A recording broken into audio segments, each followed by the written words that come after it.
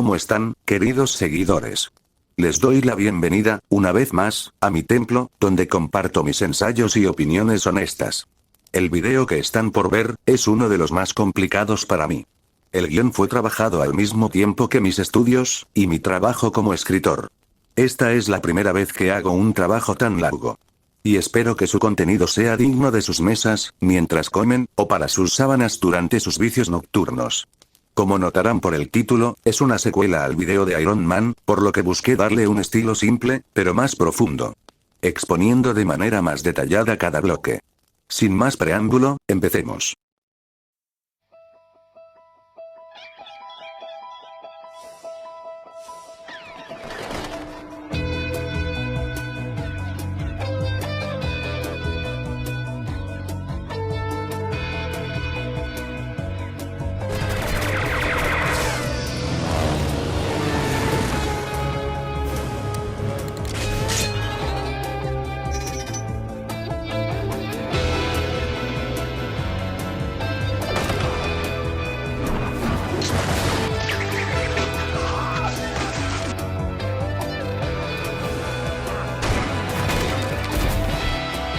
¿Quién eres? Soy Batman.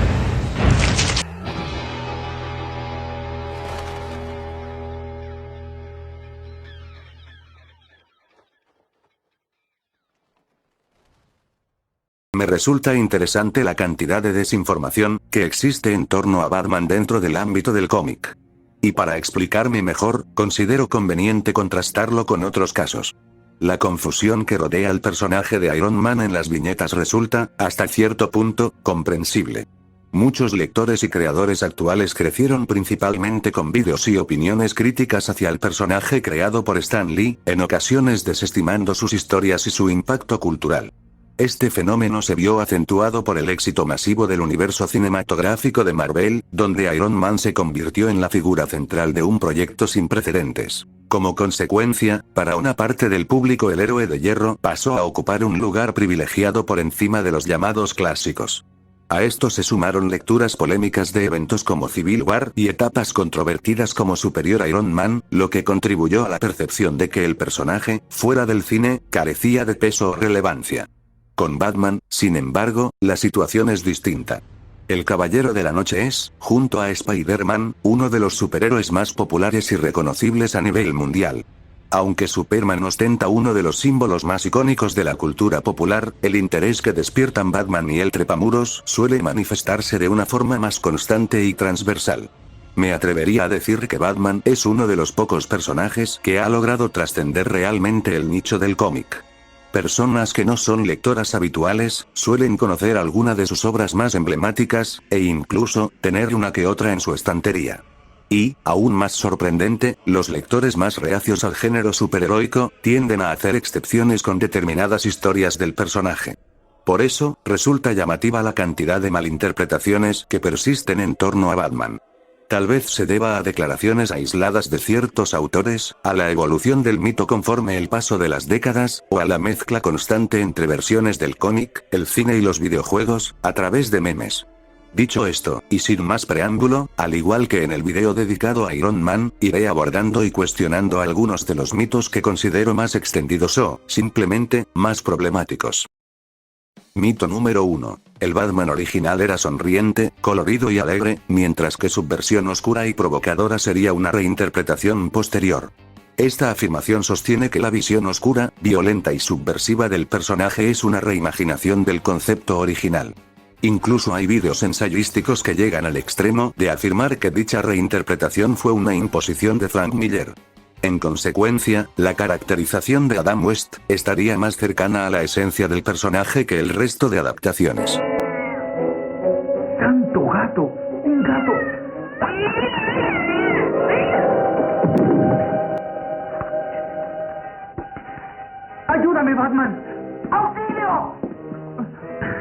Lamento informar, sobre todo a quienes usan este argumento para exigir una adaptación al estilo West, en el nuevo universo de DC, que, aunque la premisa pueda parecer creíble, se trata de un dato tan equivocado como falso.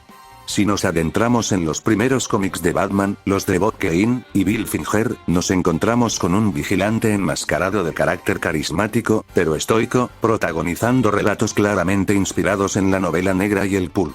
Desde estas historias iniciales, Batman buscaba provocar terror en los criminales, construyéndose deliberadamente como una figura casi mítica. Sus enemigos iban desde capos del crimen, terroristas, hasta amenazas más extravagantes, como vampiros. El apartado artístico bebía directamente de lo gótico y del expresionismo alemán. Ya desde esta idea madre, aparecen elementos que hoy consideramos icónicos. Las sombras proyectadas en los pasillos, la capa envolviendo el mentón, el uso constante de la intimidación como herramienta narrativa. Es difícil ignorar la cercanía que estos primeros cómics tienen con interpretaciones mucho más modernas del personaje. La principal diferencia es que, este justiciero encapotado, no tenía una regla explícita de no matar, ni mostraba especial rechazo hacia el uso de armas de fuego. El cambio de tono no ocurrió por casualidad. Vino acompañado del crecimiento exponencial que estaban teniendo los cómics de superhéroes entre el público infantil, y Batman no fue la excepción. La introducción y popularización de Robin respondió, en gran medida, al intento de aligerar el tono y ofrecer a los lectores más jóvenes un personaje con el que pudieran identificarse.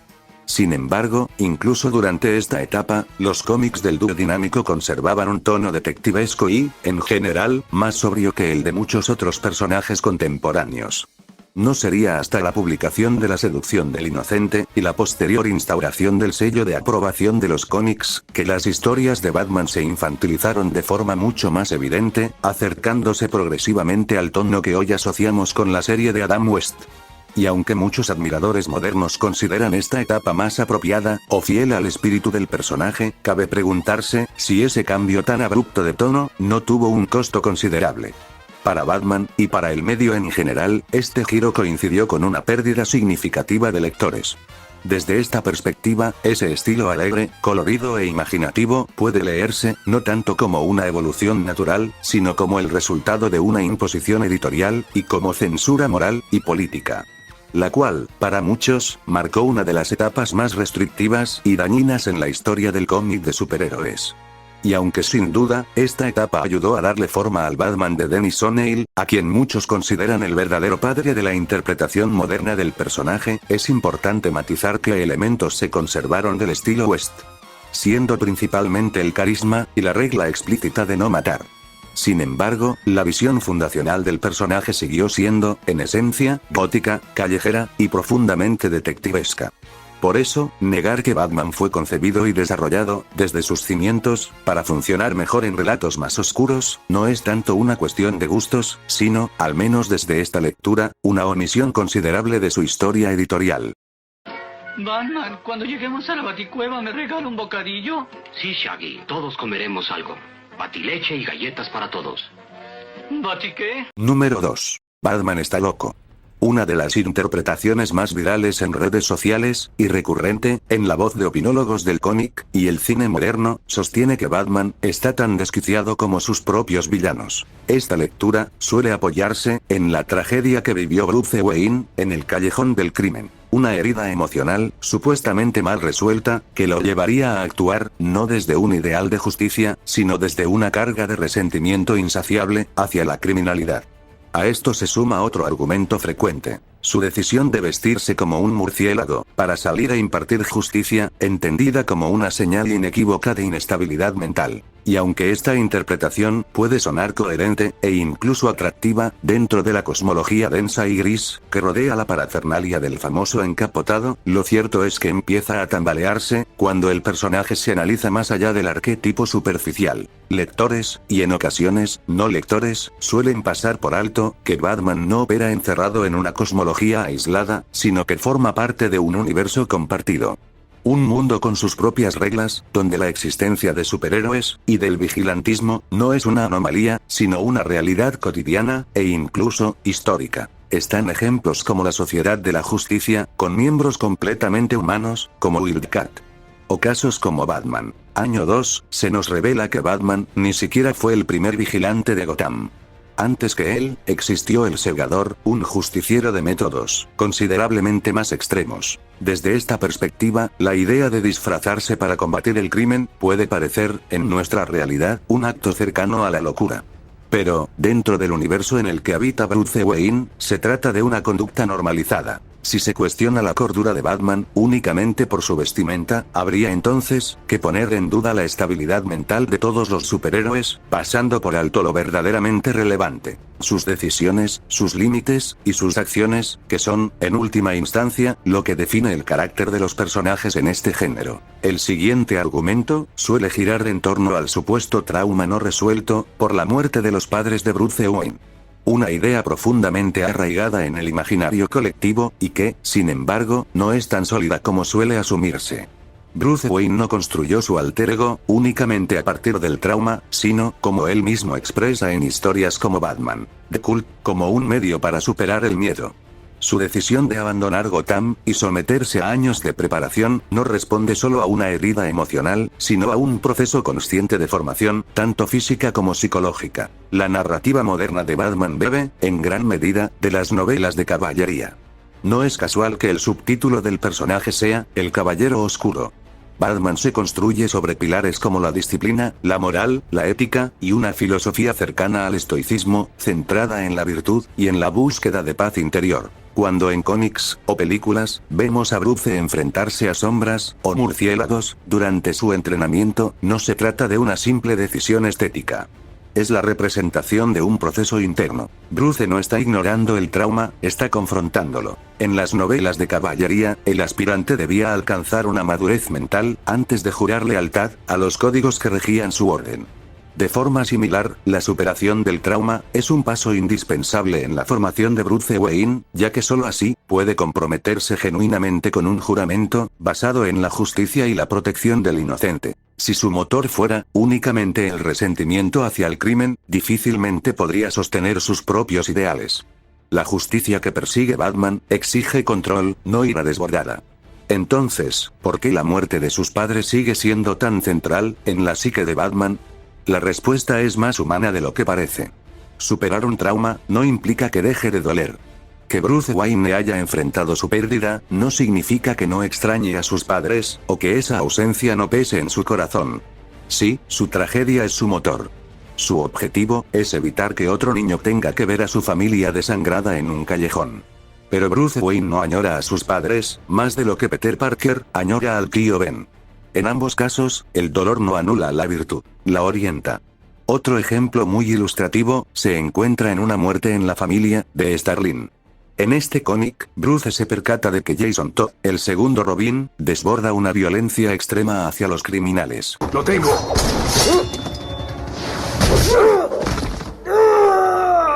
¡Robin! Tenía que derribarlo. Le rompiste la clavícula. Es un narcotraficante, no sabía que debía ponerle unas almohadas para que no se golpeara. Lo necesitábamos, él habría hablado, pero lo dejaste en shock. Lo siento. Eso fue tonto. Pero se lo merecía. Batman comprende que el joven justiciero no ha superado ni la muerte de su madre adoptiva, ni la ejecución de su padre a manos de Dos Caras. Por este motivo, Batman decide poner a Robin en servicio inactivo. Jason no está luchando por justicia. Está golpeando criminales como una forma catártica de canalizar su propio trauma. Dime, ¿qué te molesta más? ¿Que tu más grande fracaso haya vuelto de la tumba o que sea mejor Batman que tú? Estás actuando a través de la intimidación y el asesinato. Eres solo otro criminal. Soy lo que la ciudad necesita. Bruce incluso intenta acercarse a él, ofreciéndole la posibilidad de hablar abiertamente sobre su dolor y sus emociones. En muchos sentidos, Jason Todd funciona como un reflejo de lo que Batman podría haber sido, sin ese proceso de superación psicológica. Alguien incapaz de sostener el juramento, porque no actúa desde la justicia, sino desde el resentimiento.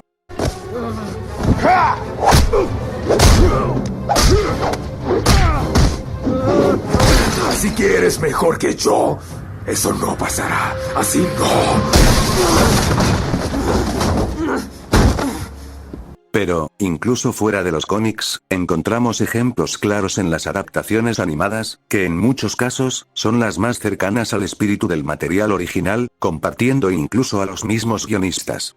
En la reconocida serie, La Liga de la Justicia Ilimitada, de Bruce Timm, durante el arco de los Amos de la Justicia, se nos presenta una versión alternativa de Batman mucho más radical. Un Batman que no persigue la justicia, sino la imposición autoritaria. Sabía que vendrías, y yo sabía que harías lo mismo, y que harías eso. ¿Por qué te escondes? Trabajo mucho mejor en la oscuridad. Yo también pensaba como tú, pero dime, ¿qué has logrado con eso? Además de matar de susto a unos cuantos vagos y meter a otros en la cárcel. Al final todo cuenta, no con suficiente rapidez. Si quieres dejar tu huella, si quieres cambiar el sistema en vez de reventarlo, no puedes ser sutil, tienes que salir a plena luz. Y hacerte cargo como hicimos nosotros. Piénsalo bien. Un mundo donde no hay crimen, no hay víctimas, ni dolor, ni opción tampoco. Además, ¿a ti quién te eligió? ¿Y quién te eligió a ti? El problema con la democracia es que no te mantiene muy seguro. Tiene otras virtudes, pero las has olvidado. No las he olvidado, solo elegí la paz y la seguridad. Ustedes se adueñaron del poder, y con ese poder hicimos un mundo en el que ningún niño tiene que perder a sus padres por culpa de un criminal armado. De forma similar, en la película Crisis en Dos Tierras, el villano Ullman es retratado como una sombra oscura y profundamente trastornada del propio Batman, una versión que ha perdido cualquier anclaje moral. Cada versión de la realidad se balancea precariamente sobre esta singular tierra. Parece muy diferente de las tierras que conocemos. No me imagino qué serie de decisiones sacaron a este mundo de su órbita. Pero sí sé que la fuente del cataclismo fue la misma de siempre. El hombre. No puedes estar tan seguro de eso. Tú lo sabes bien. El hombre es un cáncer y acabaré con esa enfermedad. Hablas de asesinar. A todos los que alguna vez vivieron y a los que vivirán. Eres un demente. ¿Eso importa? Hay versiones de mí bastante encantadoras. Si realmente nos parecemos, sabes que esto está mal. Sé que fuiste una vez un buen hombre. No. Bueno, no. Bueno, nunca. Después de todo, solo soy humano. Estas representaciones no buscan sugerir que Batman esté al borde de la locura, sino todo lo contrario. Funcionan como contrastes deliberados que resaltan la rectitud, el autocontrol y, en última instancia, la cordura del personaje principal. No más debate. Ahora voy a matarte, luego a todos los demás. Hay una diferencia entre tú y yo.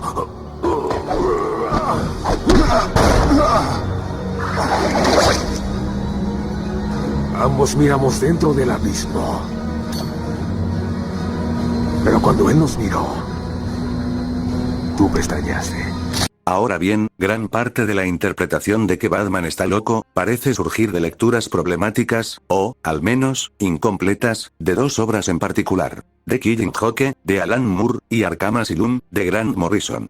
Hay más ejemplos, por supuesto, pero en términos generales, estas son las obras que se citan con mayor frecuencia. Hay personas que aseguran que el chiste final, en The Killing Joke, es que el Joker está loco, y Batman, no tan loco. Pese a que Alan Moore es un escritor de naturaleza marcadamente provocativa, The Killing Joke no es una obra que vaya en contra de las normas sociales. De hecho, en un gesto incluso transgresor, al menos para mí, el cómic las presenta como sustanciales y necesarias. Y digo transgresor, porque muchas historias supuestamente antisistema suelen recurrir al mismo tropo. Destruir el orden existente, con la promesa implícita de que, de forma casi mágica, el mundo resultante será mejor. The Killing Joke, en cambio, no idealiza ese colapso ni plantea la ruptura de las normas como una solución. La locura del Joker no nace, en sentido estricto, de la sociedad. Es cierto que, a diferencia de Bruce Wayne, el príncipe payaso del crimen, proviene de una clase social baja, y que su fallida carrera como comediante, tanto como su talento, no le permitía generar los ingresos necesarios para mantener a su esposa embarazada. Pero la historia nunca señala esta desigualdad como el origen inequívoco de su locura. Para comprender al Joker, es esencial detenerse en la muerte de su esposa, y aquí hago una aclaración. La reinterpretación posterior de los tres Jokers no entra en esta lectura. Ella no muere por culpa de la sociedad, ni como consecuencia directa de una conciencia de clase. Muere al calentar un biberón defectuoso que provoca un cortocircuito. Cuando los policías comunican la nefasta noticia, pronuncian una frase que resulta clave. Hubo un cortocircuito y mi esposa murió. El policía me dijo que ese accidente casi nunca sucede. Un accidente entre 1.000.000. En paralelo, el Joker se había asociado con criminales para llevar a cabo un único atraco. Un golpe desesperado, pensado como una salida para mejorar la vida de su esposa. Y entonces surge la pregunta inevitable. ¿Qué probabilidad real había de que un accidente tan extraño le ocurriera precisamente a ella? A una mujer de bajos recursos, esposa de un comediante fracasado, y además, apenas horas antes de un atraco, que supuestamente, iba a cambiar su vida. Todo por un biberón. Todo por un conjunto de casualidades absurdas. Algo que no habría ocurrido eligiendo otro biberón, conectándolo en otro enchufe, o simplemente en otro momento. Y es en ese punto, donde la tragedia deja de ser social, o moral, y se vuelve algo mucho más perturbador. Todo esto empieza a parecer un mal chiste.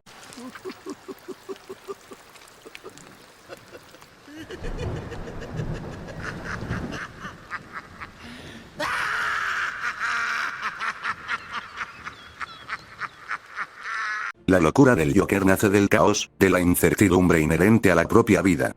Esta visión nihilista, lo lleva a percibir el orden como una mentira. Una especie de cámara de eco social, cuyos valores, aquellos que nos alejan del comportamiento salvaje, son en su opinión, profundamente frágiles. Por eso, su víctima es Gordon. No es solo que sea el amigo más cercano de Batman, sino de quien representa. Un oficial de policía que hizo un juramento para defender la ley y el orden, un sistema que intenta mantener la estructura frente al caos. El acto de desnudarlo, más allá de las lecturas eróticas que algunos grupos puedan darle, funciona principalmente como un símbolo. La ropa representa el pudor y, en un sentido más amplio, la estructura de la sociedad. Despojarlo de ella equivale a quitarle el control, tanto físico como mental. Sin embargo, su tesis se tambalea cuando, a pesar de todo, Gordon no enloquece. Se mantiene firme, y le exige a Batman que lo arreste conforme a la ley, demostrando que el sistema y los valores que ha jurado servir, realmente pueden funcionar. De ahí surge el diálogo que, hoy, puede leerse casi como una respuesta al Joker de 2018. Maté a esos tres porque eran una basura. Todo el mundo es horrible estos días. Suficiente para volver loco a cualquiera. ¿Qué te parece otro chiste, Murray? ¿Qué obtienes? No lo creo. ¿Cuándo cruzas un enfermo mental solitario con una sociedad que lo abandona y lo trata como una porquería? Te voy a decir lo que obtienes. Obtienes lo que putas mereces. Porque ya sabía ese chiste y nunca me pareció gracioso. Hablé con Gordon antes de venir aquí. Dijo que quería hacer esto dentro de la ley. ¿Sabes lo que significa? Que a pesar de tus juegos enfermizos y crueles, él sigue siendo un hombre cuerdo. Así que las personas íntegras no enloquecen. Eso solo le pasa a gente como tú. La propia historia termina contradiciendo la tesis del Joker. Pero, ¿dónde deja esto a Batman? Un error crucial, en mi opinión, es pensar que escribir ficción es un ejercicio inofensivo. El autor, Vladimir Nabokov, aunque no lo crean, tuvo que aclarar en más de una ocasión que, Humbert Humbert, en Lolita, no es una víctima, sino un victimario. Sorprendentemente, hasta el día de hoy, hay lectores que siguen pensando que Dolores, la niña, era la verdadera malvada de la historia. Esta revelación puede resultar chocante y perturbadora, pero lo cierto es que Humbert está tan bien construido, que su carisma puede convencer, si el lector es torpe, de que su perspectiva es la correcta. A este tipo de personajes, se les dice personajes seductores. El Joker, para mi pesar, cae en esta categoría. Ha sido usado como icono anarquista, apropiado por ideologías incel, e incluso interpretado, en algunas páginas, como un icono LGTBQ. Por ejemplo, en CBR, en el artículo ¿El Joker es queer, heterosexual o algo más? Se reflexiona sobre la identificación de ciertos lectores con él. Pero esta lectura resuena con algo preocupante, y cito directamente lo que dice el artículo. No todos se identifican con los héroes. Muchos adoran a los villanos. Conocido como el Joker, atacó con un cuchillo a los pasajeros de una línea de tren en Tokio. Al menos 17 personas resultaron heridas. Una de ellas difundió en redes sociales imágenes de su disfraz. Tras atacar a los pasajeros, este hombre incendió el vagón para intentar escapar. Pero hay algo que Nabokov no tenía en Lolita, y que los cómics sí ofrecen. Un contrapeso. Si algo evita que la mayoría de lectores y espectadores caigan en la seducción del príncipe payaso del crimen, es Batman. Bruce Wayne, al igual que el Joker, tuvo un mal día, marcado por el caos. Si sus padres hubieran ido por otro callejón, pedido un taxi, o simplemente cambiado de horario para ir al cine, la tragedia no habría ocurrido. Muchos villanos de Batman sufren un acontecimiento que los transforma para siempre. La diferencia es que Bruce Wayne no sucumbió al caos. Eligió usar su tragedia para hacer el bien. Mientras el Joker invita a rendirse a la locura, Batman invita a mantener la cordura y el orden, incluso en un mundo gobernado por la incertidumbre. Joker es locura. Batman, por consecuencia, es cordura. El chiste del Joker no implica que Batman esté medio loco. En realidad, hace referencia a que ambos compartieron un mismo punto de partida. La diferencia es que, uno logró dar el salto hacia la libertad, mientras que el otro quedó atrapado a mitad del camino. Disculpa.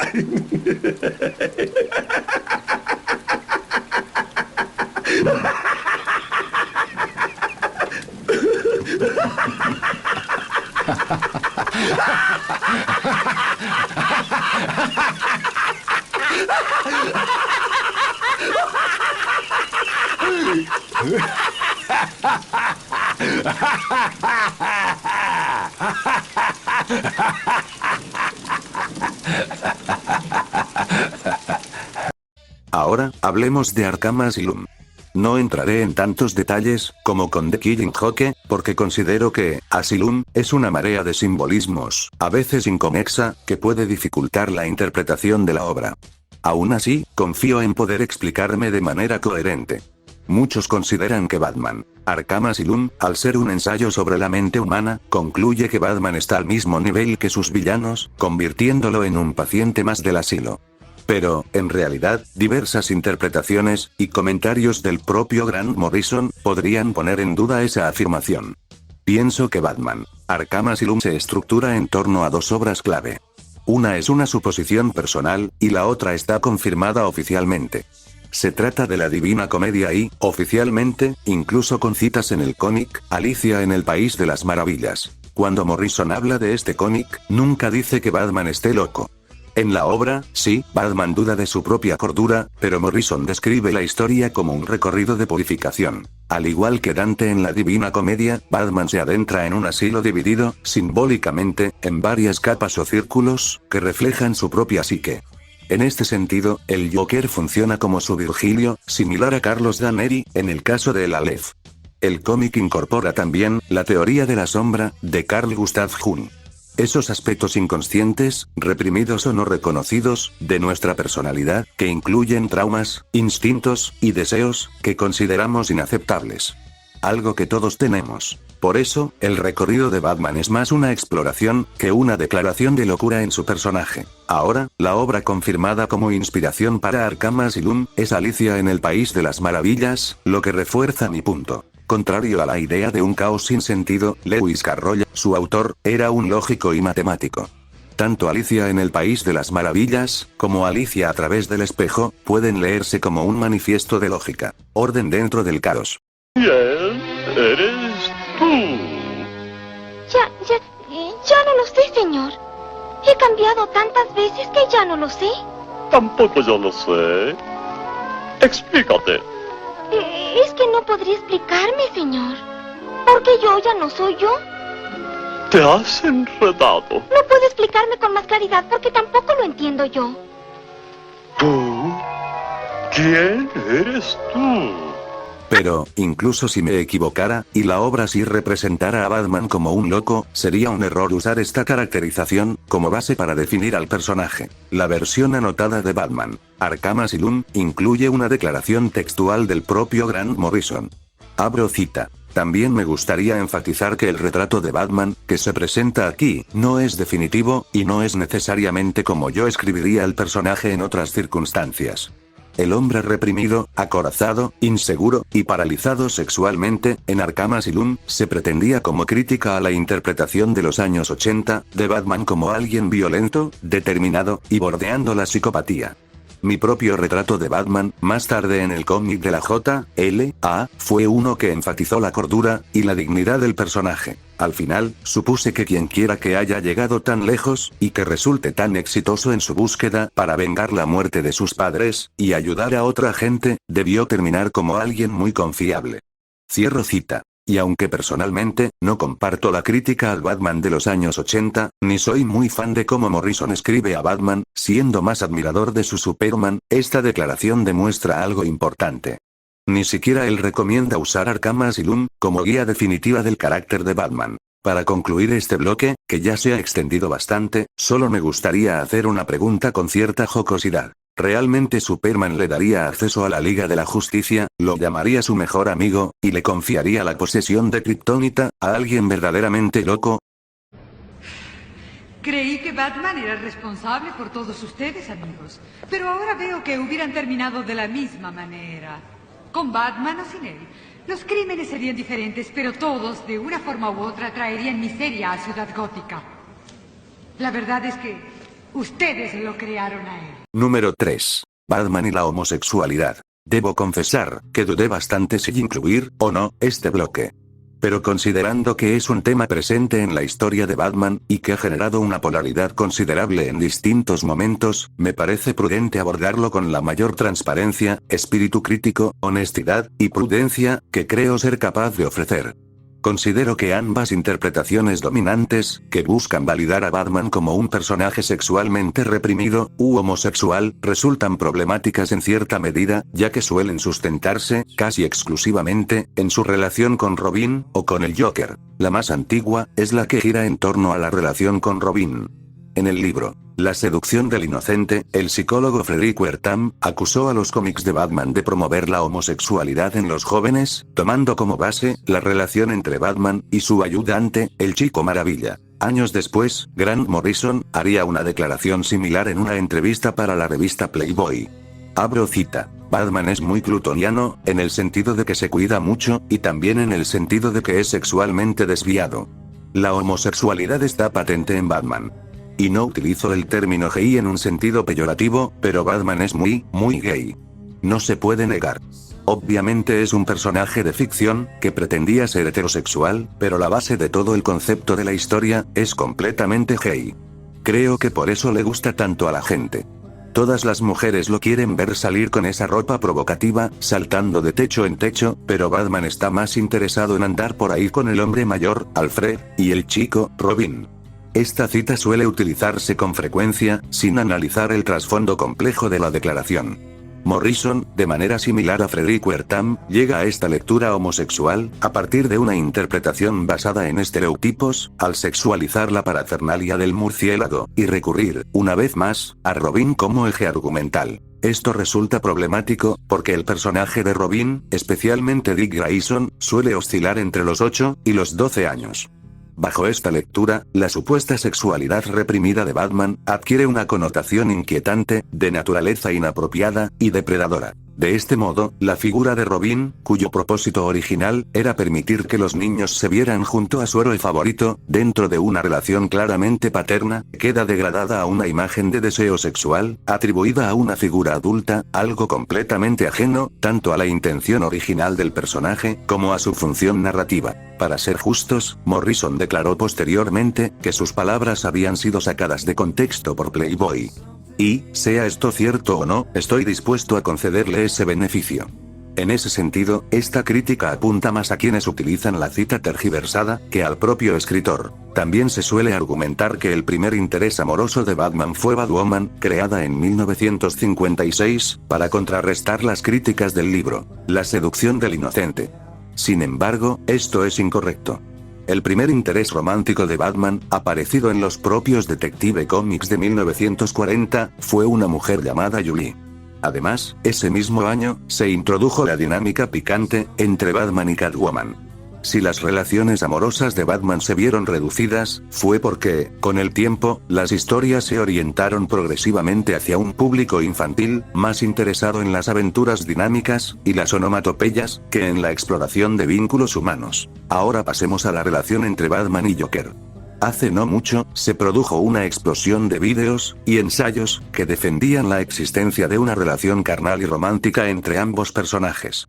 Estas producciones compartían una característica común: una marcada hostilidad hacia ciertos sectores del público, especialmente lectores varones y heterosexuales, a quienes acusaban de impedir que esta supuesta faceta del personaje pudiera ser reconocida. Había afirmaciones que sostenían que el Joker representaba todo lo que el sector más conservador temía: una figura queer y anarquista, cuya influencia haría que, en algún momento, Batman pudiera corresponderle, en lugar de enfrentarlo. Según estos argumentos, el deseo del Joker de quebrar moralmente a Batman se interpretaba como un intento de sacarlo del closet.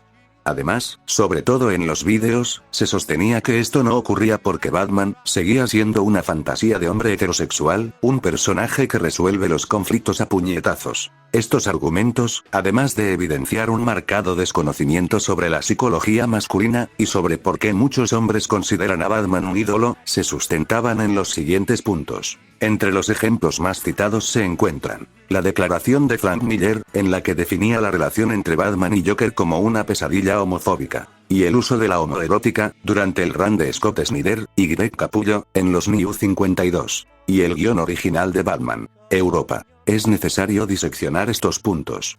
Las declaraciones de Frank Miller, pese a mi admiración por su obra, resultan problemáticas e incluso de naturaleza homofóbica, ya que aluden a que Batman odia la orientación del Joker. Por otro lado, la homoerótica, presente en el trabajo de Greg Capullo y Scott Snyder, no funciona como una herramienta de romance oculto, sino como un recurso para remarcar la obsesión enfermiza, y no correspondida, del Joker a Batman, algo que los propios autores han declarado explícitamente.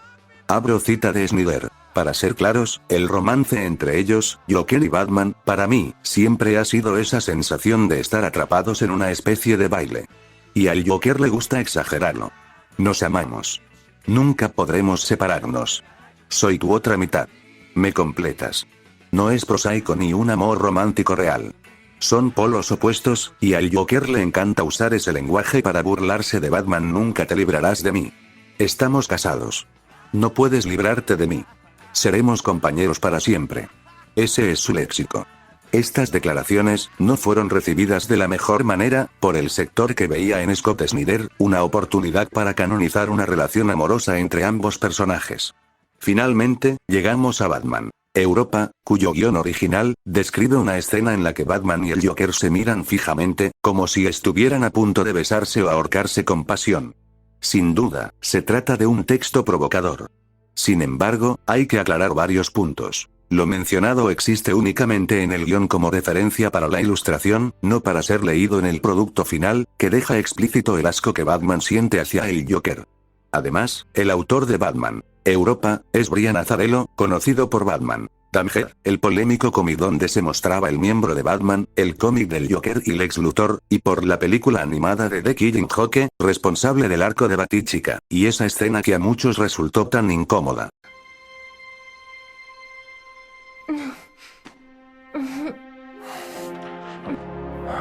Esto es un... ¡Ah! ¡No, marico! ¡Ah! ¡Ay, coño de su madre! Brian Azzarello se caracteriza por su disgusto hacia el público estadounidense, y su pasión por el estilo europeo, siempre buscando un enfoque provocador. Por eso, esta breve descripción, dentro de su guión, se ajusta más a su intención de incomodar al fan convencional, que a una declaración de intención real. De igual modo, Batman, Europa, no solo es ajeno a cualquier continuidad canónica, sino que también ha sido ampliamente criticado por lectores y críticos, debido a su caracterización deficiente, y a una historia forzada. Esto lo convierte en un ejemplo poco recomendable, al momento de analizar la relación entre ambos personajes. También es justo recordar que Batman ha tenido muchas voces, a lo largo de los años. Limitarse a Morrison y Azzarello es ignorar la variedad de interpretaciones que han trabajado con el personaje y explorado su complejidad. Alan Grant, quien escribió a Batman durante más de una década, lo expresó con claridad y doy su cita: el Batman que yo escribí durante 13 años no es gay. el Batman de Dennis O'Neil, el Batman de Mark Wolfman, el Batman de todos hasta llegar al de Bob Kane, ninguno de ellos lo escribió como si fuera un personaje gay. Solo Joel Schumacher podría haber tenido una opinión en contra. Devin Grayson aporta otra perspectiva y cito: depende de a quién se pregunte, ¿no? Si me lo preguntan a mí, diré que no creo que lo sea, aunque por supuesto que entiendo las lecturas diferentes. El artista, David Michelini, para una edición especial de Batman Año 1, escribió lo siguiente. En 1954, el Dr. Frederick Wertham vio en la relación de Batman y Robin una metáfora oculta sobre la homosexualidad. Primero, recordemos que los cómics de superhéroes fueron inventados para niños. Para chicos, finalmente. Wertham cometió el error fundamental de examinar aquellos cómics con una sensibilidad adulta, y sin humor. Y finalmente, Bill Finger. Sí, el que para muchos, es el verdadero creador de Batman, dio su perspectiva, siendo su respuesta la más ignorada en este debate. Casualmente, resulta una cachetada de guante blanco, si se coloca al lado de la cita de Morrison. Conocía muchos homosexuales, pero ciertamente no pensaba en Batman en esos términos. Lo pensaba en términos de Frank Merriweather y Dick Merriweather, su medio hermano, que era el niño que estaba cuidando. En Estados Unidos, siempre hablamos del héroe del oeste, y del tipo de hombre pionero, los tipos Davy Crockett como solitarios. Nunca lo son realmente. Siempre tienen un compañero, ciertamente no hay una relación homosexual. Es solo parte del síndrome estadounidense, fue solo que el autor se dio cuenta de que debes tener a alguien con quien hablar. Sherlock Holmes tenía a Watson, ¿eran homosexuales? Tonterías. Simplemente no puedes tener a tu héroe caminando por ahí, pensando en voz alta todo el tiempo. Estaría listo para los hombres de bata blanca después de un tiempo. Así que creamos un Watson Jr., y eso es todo lo que Robin era. Y aunque ahora muchos pueden argumentar que, debido a la época, las declaraciones de Bill Finger podrían ser resultado de un silencio generacional, la verdad es que resulta sorprendente que el artista fuera muy abierto al respecto.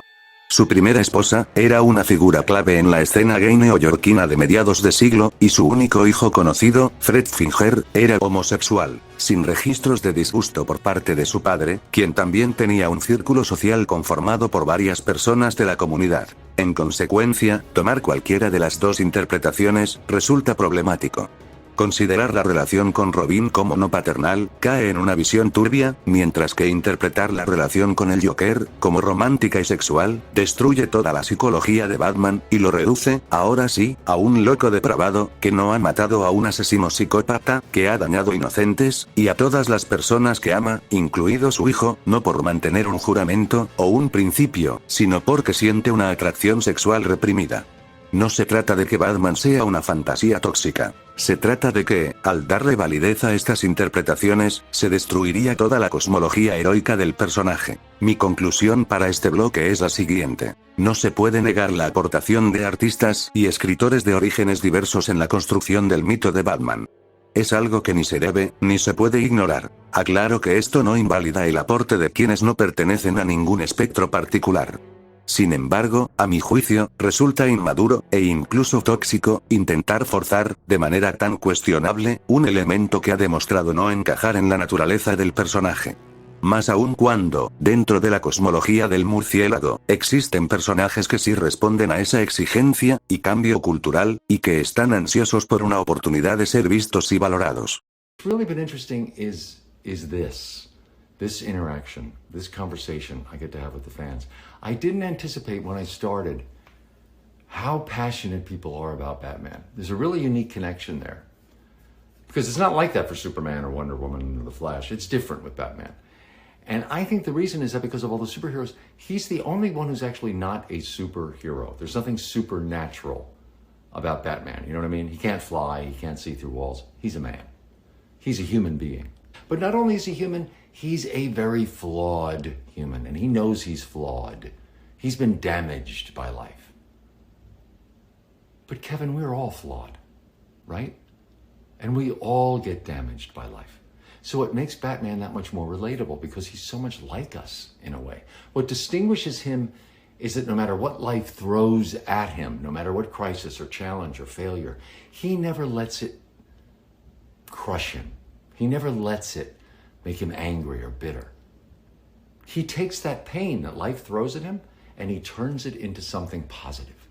Número 4. Los tres jinetes de la contradicción. En este bloque, hay tres afirmaciones que he decidido agrupar porque, de una manera, al menos para mí, ligeramente chistosa, están profundamente relacionadas. Son las siguientes. Batman es un fascista. Batman debería matar a sus villanos. Y Batman solo golpea a los pobres, o bien es excesivamente violento. El primer jinete se sustenta en la idea de que los actos de Batman como vigilante son, en realidad, propios de una filosofía fascista, ya que se impondría por encima de la ley. Y aunque esto pueda sonar convincente, la afirmación se diluye al considerar los siguientes puntos. A diferencia del juez Dredd, Batman no impone su propia visión de justicia. De hecho, ocurre todo lo contrario. Bruce Wayne cree en el sistema de justicia, un sistema que ha sido elegido de manera democrática por la gente común. En obras como El largo Halloween, cuando Batman se ve tentado a matar al asesino llamado Festivo, reflexiona sobre aquello que lo define como héroe. Recuerda el juramento que hizo a sus padres, de acabar con el crimen en Gotham. Y aquí aparece el punto clave. Para que exista justicia, el castigo debe ejercerse. Otro punto clave, que suele eludirse cuando surge el argumento del fascismo, es que Batman coopera directamente con la policía. Su aliado más cercano es el comisionado Gordon, y en numerosas ocasiones, ha seguido reglas y procedimientos oficiales. No se trata de que Batman sea un fascista. Gotham está plagada de crimen, corrupción y mafias. Bruce Wayne se coloca la capucha para actuar como un agente externo, alguien incorruptible y, además, al mantener su identidad en secreto, se vuelve imposible de chantajear a través de familiares o seres queridos. Batman se aparta del sistema, para ayudar a que el sistema funcione. Como ya dije en un video pasado, Batman está en todo caso, más cerca de ser alguien contracultural, que anticultural. El segundo jinete cabalga junto a un argumento, generalmente de índole pasional, que sostiene que el código de honor de Batman es absurdo, al igual que el de todos los héroes que se rigen por la regla de no matar, y que sus actos provocan más dolor que ayuda al prójimo. Con asesinos vestidos de payasos y los arroja en prisión, para que puedan salir de ahí y asesinar a más personas. Dime algo, ¿a cuánta gente ha matado indirectamente Batman por ser demasiado marica para no matar a quien claramente debe hacerlo de una vez por todas? ¡Maldito y arrugado y demente anciano de mierda! Esta queja suele utilizarse, además, para enaltecer a los famosos antihéroes, que asesinan criminales de manera indiscriminada. El género de superhéroes, no es tan sencillo de escribir, ni de comprender, como parece a simple vista. Las afirmaciones que dictan que individuos con poder, o entrenamiento sobrehumano, deberían tomar, de manera unilateral, decisiones tan radicales como una ejecución en nombre de la seguridad del prójimo, parten de una simplificación peligrosa del género. El ideal de los superhéroes es de naturaleza retórica, pero la retórica primaria que defendía la existencia inamovible de una verdad. Los superhéroes, al igual que el género de caballería, creen firmemente en una verdad a la que deben encomendarse. Que la moral, la ética, la justicia, la responsabilidad, y la vida humana, son valores esenciales que deben ser protegidos. Sí, hay superhéroes como, por ejemplo, el Capitán América y Iron Man, que en casos extremos, llegan a arrebatar una vida. Sin embargo, existen dos diferencias clave. Iron Man, y el Capitán América, no son vigilantes, sino héroes públicos que responden al sistema, incluso cuando operan fuera de sus márgenes. En las ocasiones en que matan, asumen la responsabilidad y, al cooperar dentro del sistema, poseen la autoridad para cruzar esa línea, pues, a diferencia de Batman, luchan contra amenazas de escala terrorista, y no contra criminales callejeros. Batman puede actuar como vigilante porque se rige por ciertas directrices que está obligado a respetar. Si alguno de sus villanos fuese condenado a la silla eléctrica, o a la cámara de gas, Batman no intervendría, a menos que el condenado hubiese sido inculpado injustamente, en cuyo caso actuaría, no para salvar a un villano, sino para no dejar impune al verdadero culpable. Como ya he dicho, Bruce entiende que, para que exista justicia, debe imponerse el castigo justo. Incluso como Bruce Wayne, ha intentado mejorar la seguridad del asilo Arkham, y desvincular los recursos de su compañía de las mafias. Por último, si Batman matara al Joker, bajo la excusa de que es el peor, ¿cuánto tiempo tardaría en llegar a la conclusión de que el Pingüino, el Acertijo, Mr. Frío, y tantos otros, también lo merecen? ¿Cuáles serían las repercusiones sociales? ¿Cuántas personas en Gotham, inspiradas por Batman, no saldrían a la calle con máscaras para dar muerte a quienes crean que lo merecen? Convirtiendo al murciélago, no en un símbolo de esperanza para los ciudadanos, sino en uno de violencia y resentimiento social.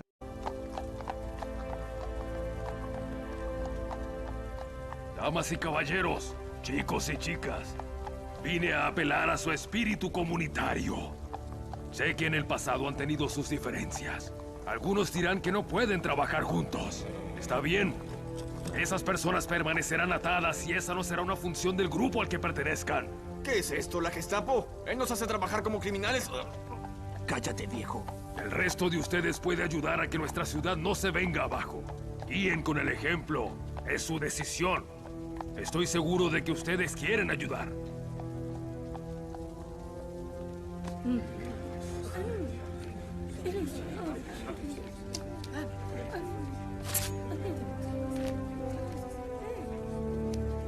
Las personas suelen llamar a la misión de Batman una cruzada o una guerra. Sin embargo, lo cierto es que el encapotado no se limita a encerrar villanos. Busca comprenderlos, dialogar y, cuando es posible, ofrecer ayuda, porque entiende que la podredumbre de su ciudad debe sanar para construir un mañana mejor, y que eso no puede lograrse únicamente mediante el miedo y la violencia. El superhéroe no es más ingenuo que el antihéroe. Sencillamente, tiene un fin mayor. ¡Basta! Míralos bien. Mira todo lo que solía ser. No. No. Apágalos. Tú puedes volver a actuar, Hagen. Quiero ayudarte a encontrar la cura. Es mentira, y es una farsa como mi familia, mi vida y todo lo demás. ¿Por qué no dejaste que viviera mi mentira?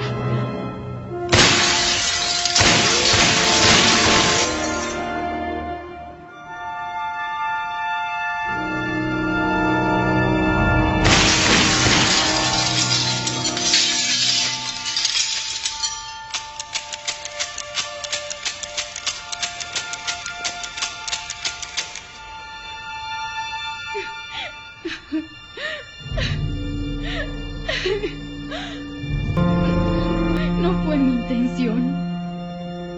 ¡Ah, al demonio! Bueno, ¿qué esperas? Envíame hacia el mismísimo infierno y recibe tu ovación. No, no esta vez. No quiero lastimarte. No quiero que ninguno de nosotros mate al otro. Pero se acaban las opciones. Quizás todo cambie esta noche. No sé qué es lo que habrá hecho cambiar tu vida. Pero quizás yo también he estado allí. Deberíamos trabajar juntos. Podría rehabilitarte. No tienes por qué estar solo. No tenemos por qué matarnos. Déjame ayudarte. Y finalmente, aparece el último jinete, que acusa a Batman de golpear a los pobres, o de ser excesivamente violento en su lucha contra el crimen. Como mis seguidores sabrán, soy un lector acérrimo de Batman. Aprendí a leer, básicamente, con él y Spider-Man. En mi comicteca, las obras del murciélago y del arácnido son las más abundantes. Además, he visto películas, series animadas, y he leído incluso los cómics más antiguos del personaje. Y jamás, ni una sola vez, he visto a Bruce Wayne bajar a la Batcueva, ponerse el batitraje, subirse al batimóvil, viajar a Gotham, bajarse, y comenzar a recorrer callejones en busca de indigentes a quienes golpear.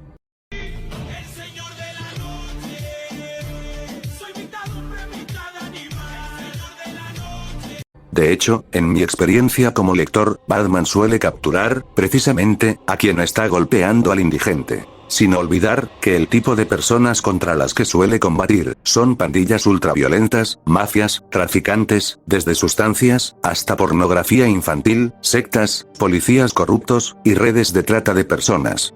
Y eso sin contar, claro está, a las élites millonarias sectarias, al más puro estilo de ojos bien cerrados, que, perdón por la indiscreción, no creo que sean personas que se estén muriendo de hambre. Sí, existen historias en las que algunos secuaces son personas que cayeron en malos pasos por necesidad. Ejemplos claros pueden encontrarse en obras de Bruce Timm, y en Batman Noel. Sin embargo, Bruce Wayne ha demostrado, una y otra vez, su voluntad de enmendar esas injusticias.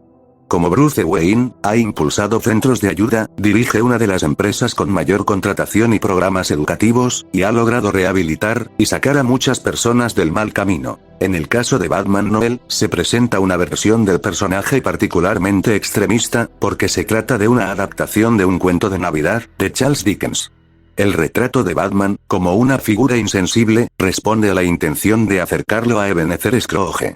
No obstante, al final de ese cómic, Batman hace lo que siempre hace: ayudar al inocente. Por último, la idea de que Batman rompe brazos, costillas, perfora pulmones, o deja a sus enemigos en estados catatónicos nace, en gran medida, de los memes de la saga de videojuegos Arkham.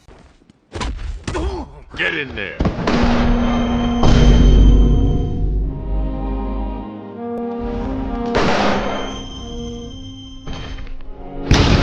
Movimientos deliberadamente exagerados, pensados para responder a necesidades de jugabilidad, y hacer la experiencia más dinámica y entretenida para el público.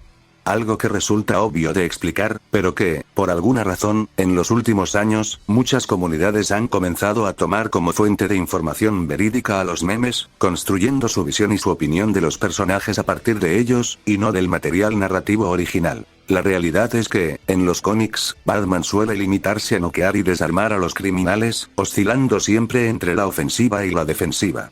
Y aunque en ocasiones ha sido agresivo, y ha llegado a romper algún que otro hueso, tampoco resulta razonable esperar que luche contra pandillas y mafias armadas sin causar ningún daño.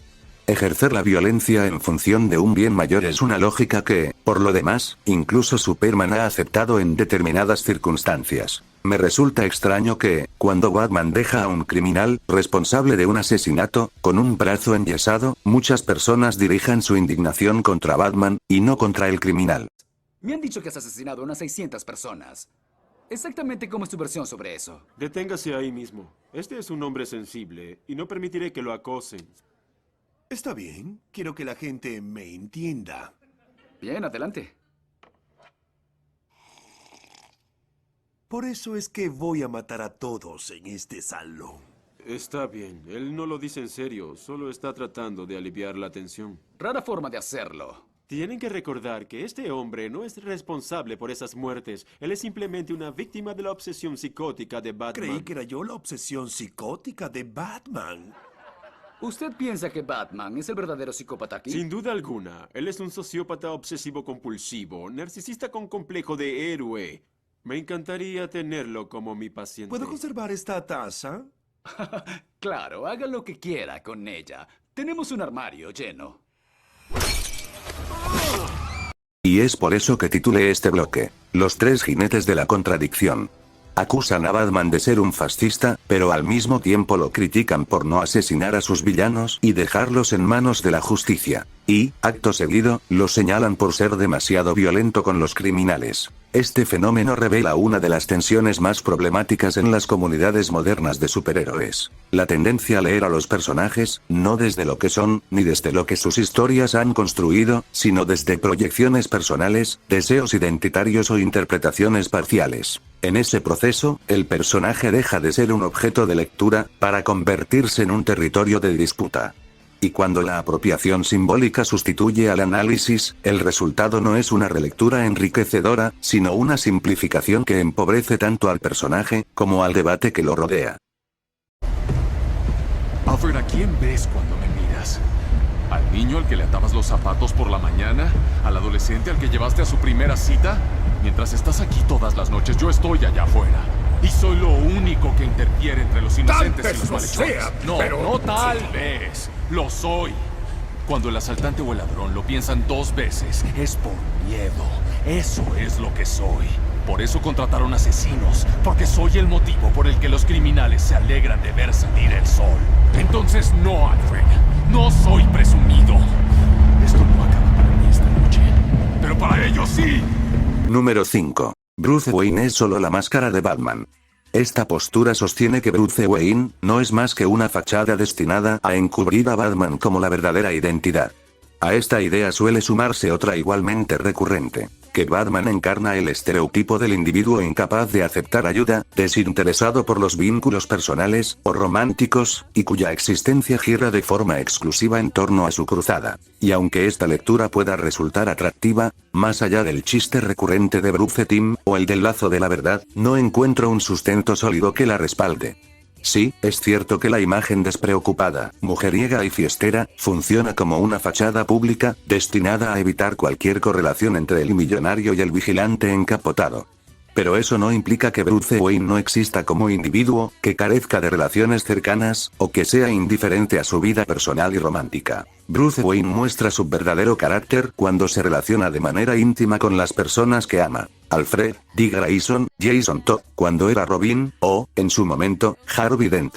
Lejos de rehuir de los vínculos humanos, ha buscado relaciones personales y románticas, en más de una ocasión. De hecho, en los cómics más clásicos, uno de los conflictos centrales del personaje era precisamente el esfuerzo de Bruce Wayne por sostener relaciones afectivas estables, mientras lidiaba con su vida como vigilante nocturno. El cine también ha explorado esta tensión. Ocurre en Batman, 1989, con Vicky Vale, en Batman Begins con Rachel Dawes, e incluso en la versión animada de Bruce Timm, Batman, El misterio de Batwoman, donde el protagonista busca una forma de felicidad emocional, no bajo la máscara del justiciero, sino desde la honestidad de Bruce Wayne. Podría morir. Al menos dígame su nombre.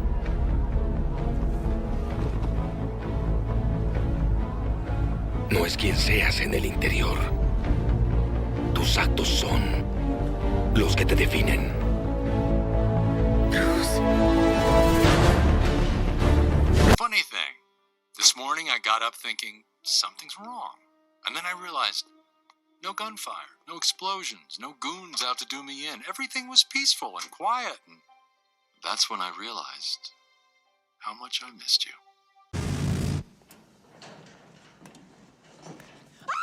You weigh a little more than 108. Oh, really? Let's go.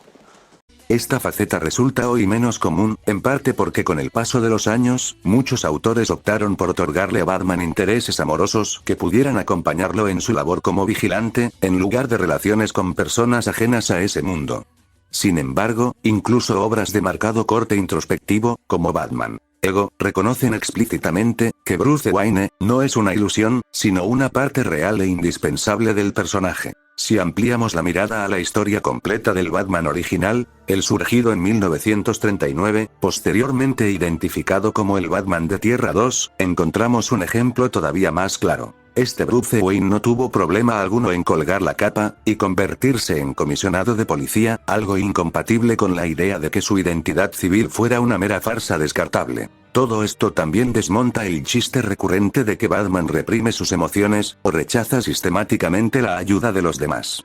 Ha contado en su mayoría de encarnaciones, con Alfred, el comisionado Gordon, Bárbara Gordon, y muchos otros aliados, con quienes ha mostrado tanto vulnerabilidad como disposición a ofrecer apoyo. Que Bruce Wayne le reconozca a Batman, en un plano subconsciente, como su identidad principal, no debe leerse de forma literal.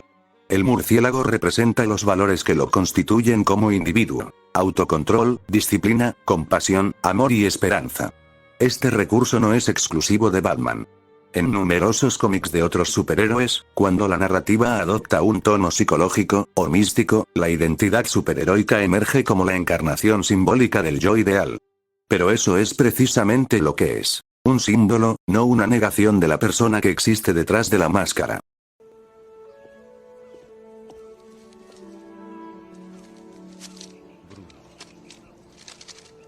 Me fui con papá. Demasiado joven. ¿Necesito tiempo? Olvídate de mí.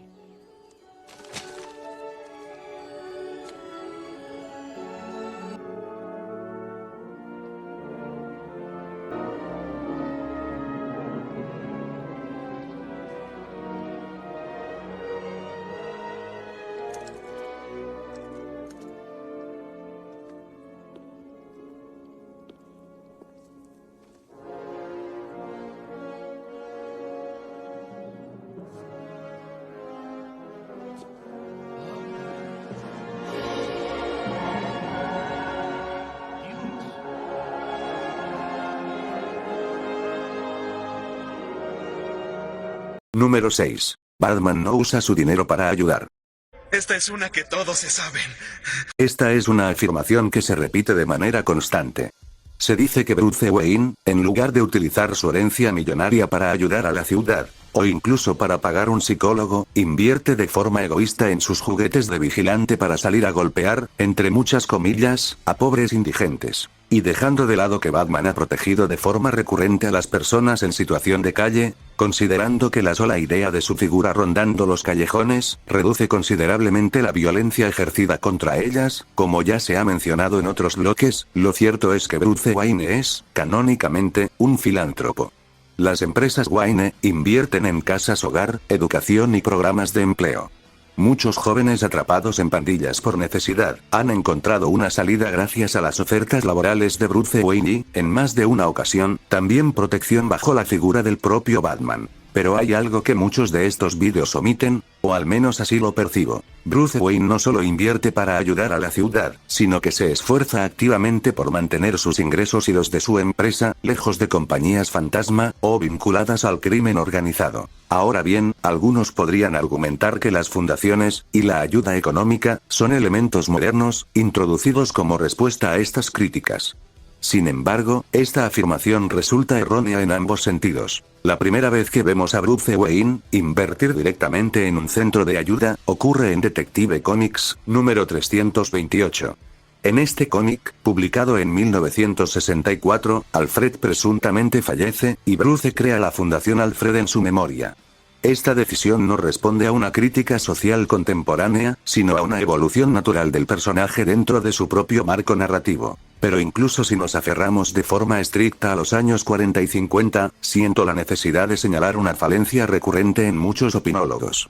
Considero injusto criticar al Batman más clásico bajo el argumento de que utilizaba su dinero únicamente para su cruzada, acusándolo de carecer de conciencia de clase o sensibilidad sociológica. Este tipo de reproches parten de juicios morales y tesis filosóficas que, en lo personal, considero endebles. Se suele pasar por alto un elemento fundamental al analizar cualquier obra de ficción: la diégesis, es decir, el tipo de mundo ficticio y el tono en el que se desarrolla la historia. Si juzgáramos al Batman de los años 40 bajo los estándares éticos y sociales de nuestra realidad contemporánea, la crítica podría parecer válida. Pero nuestro mundo no es el mundo de Batman. Y esto es todavía más evidente si consideramos que el Batman de aquellas décadas era un cómic dirigido, principalmente, a un público infantil y juvenil. El objetivo de esas historias no era la reflexión sociopolítica, sino la aventura del justiciero encapotado junto a su dinámico compañero. Respondían a la capacidad de asombro del lector, no a una lectura crítica del capitalismo o la filantropía. Con el paso de los años, ese enfoque cambió, y con él, también lo hizo el tipo de problemáticas que las historias comenzaron a explorar. Esto no significa que las historias clásicas de Batman sean inferiores, o desechables. Lo que sostengo es que su análisis crítico debe adaptarse al contexto y al tono en el que fueron concebidas. El Bruce Wayne de los años 50 no destinaba su fortuna a programas sociales, porque el atractivo de sus historias residía en la aventura, no en la reconstrucción social de Gotham. Me temo que aquí termina el video. Dejé fuera algunos bloques, porque el contenido ya se había alargado demasiado, como la idea de que Batman adopta de manera compulsiva niños para convertirlos en Robin, o la noción de que Batman y el Joker se necesitan mutuamente. Existen otros vídeos que ya desmontan el mito de los Robins, y probablemente haga una serie de shorts, o un video más corto, abordando el tema del Joker. Dicho esto, aún quiero cerrar con una reflexión. Hay muchos vídeos que buscan demeritar a Batman. Se le ha llamado moralista, hipócrita, privilegiado. Incluso algunos canales han llegado al extremo de considerar tóxico identificarse con él. La verdad es que, al igual que otros de mis héroes favoritos, Batman no es Superman. Personajes como el último hijo de Krypton, el Capitán América, u Optimus Prime, encarnan ideales casi puros, figuras a las que aspirar. Batman no pertenece a esa categoría. Es un personaje imperfecto, con múltiples caras, errores y contradicciones que se manifiestan como demonios internos. Pero eso no lo convierte en un loco. Lo vuelve humano. Si Iron Man nos habla de la redención, y si Spider-Man a afrontar la responsabilidad, Batman nos ofrece algo igual de importante. Vivimos en una época profundamente polarizada, dividida por prejuicios y odio. Y aunque a menudo se presentan como fuerzas distintas, la verdad es que el prejuicio y el odio nacen del mismo lugar: el miedo. Como confesión personal, vivo en un país peligroso. Y como muchos, vivo bajo un miedo constante. Buscar trabajo puede llevarte al lugar equivocado. Todos los días, al salir rumbo a la escuela, veo muros cubiertos con fotografías de personas desaparecidas. He sufrido agresiones y asaltos violentos. Podría usar todo esto como justificación para afirmar que la filosofía de personajes como Punisher es incuestionable, y que la del resto de los superhéroes es solo una niñería.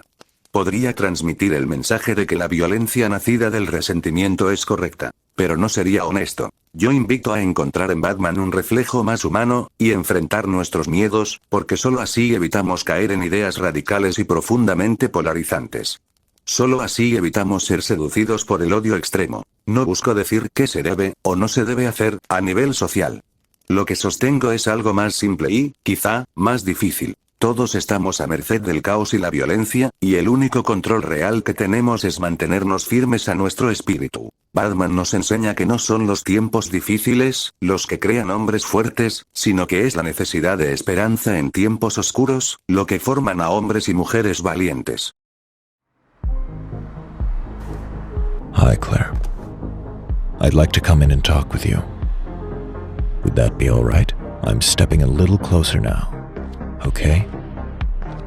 You were so brave. I need some answers to catch the man who put you through this. It's very important. Do you remember where he took you? Okay.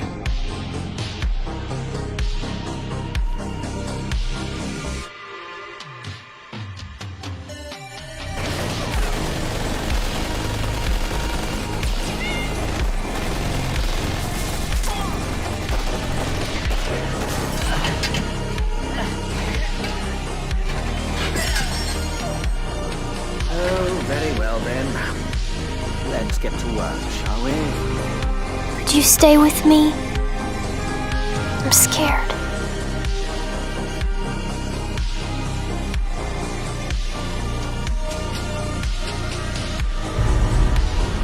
Get out of here.